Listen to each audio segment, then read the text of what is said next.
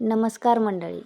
आज आपण एक असा विषय घेऊन आलो आहोत जो आपल्या प्रत्येकाच्या जीवनात खूप जवळचा आहे. आपण कुठल्याही वयात असो, कोणत्याही परिस्थितीत असो, एक गोष्ट मात्र कायम असते, ती म्हणजे अडचणी. हो, अडचणी. कधी छोट्या, कधी मोठ्या, कधी मानसिक, कधी आर्थिक, कधी घरातल्या, कधी आपल्या स्वतःच्या मनातल्या. पण आपण अडचणींना समस्या म्हणून पाहतो. म्हणून त्या समस्या वाटतात. आज आपण शिकणार आहोत की याच अडचणींना संधीमध्ये कसं बदलायचं, यातून नवीन मार्ग कसे शोधायचे आणि आपलं मन, आपली ऊर्जा कशी बदलू शकते. अडचणी म्हणजे काय?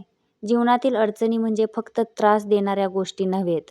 त्या आपल्या जीवनाच्या मार्गावर आलेले नवे वळण असतात.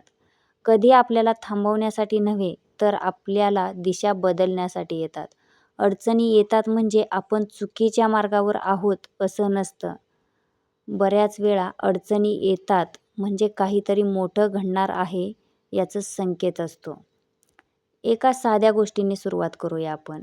एका बियाण्याला जर अंधारात, मातीखाली, पाण्याखाली ठेवले नाही, तर ते अंकुरणारच नाही. बियाला जे कठीण वाटतं तेच त्याचं भविष्य घडवतं.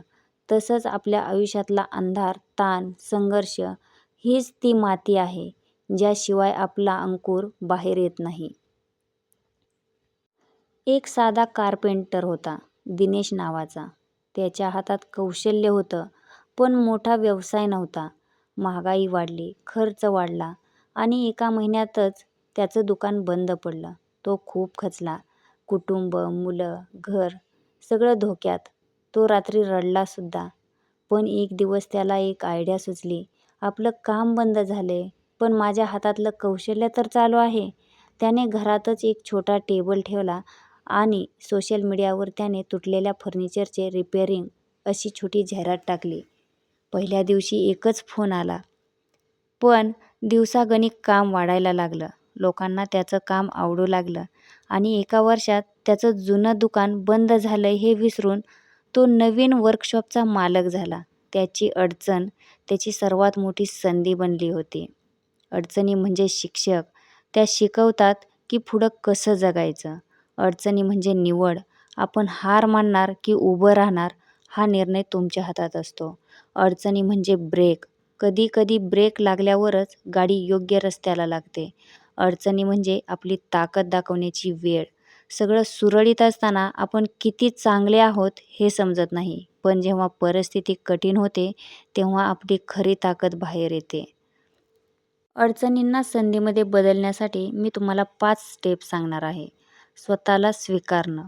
हो, माझ्या आयुष्यात समस्या आहे हे मान्य करणं म्हणजे अर्धी समस्या संपली. शांत मनाने विचार करा. काहीही घाई गडबडीत ठरवू नका. शांत डोकं नेहमी योग्य दिशा दाखवतं.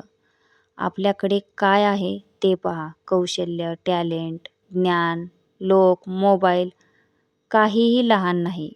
छोट्या छोट्या प्रयत्नांनी सुरुवात करा. एकदम मोठं पाऊल नको. लहान, स्थिर पावलं मोठे बदल घडवतात. स्वतःवर विश्वास ठेवा. हे सर्वात महत्त्वाचं. तुम्ही स्वतःलाच साथ देण्यास तयार नसाल तर कोणीच मदत करू शकत नाही. चुकांपासून घाबरू नका. चूक झाल्याशिवाय कोणीही काहीही मोठं साध्य केलं नाही. चूक म्हणजे अपयश नाही. चूक म्हणजे दिशा बदलण्याचा इशारा आहे. आपण अडचणींपासून पळू शकलो असतो तर कदाचित आज आपण इथे नसतो. अडचणी थांबवत नाहीत, त्या आपल्याला पुढे नेतात.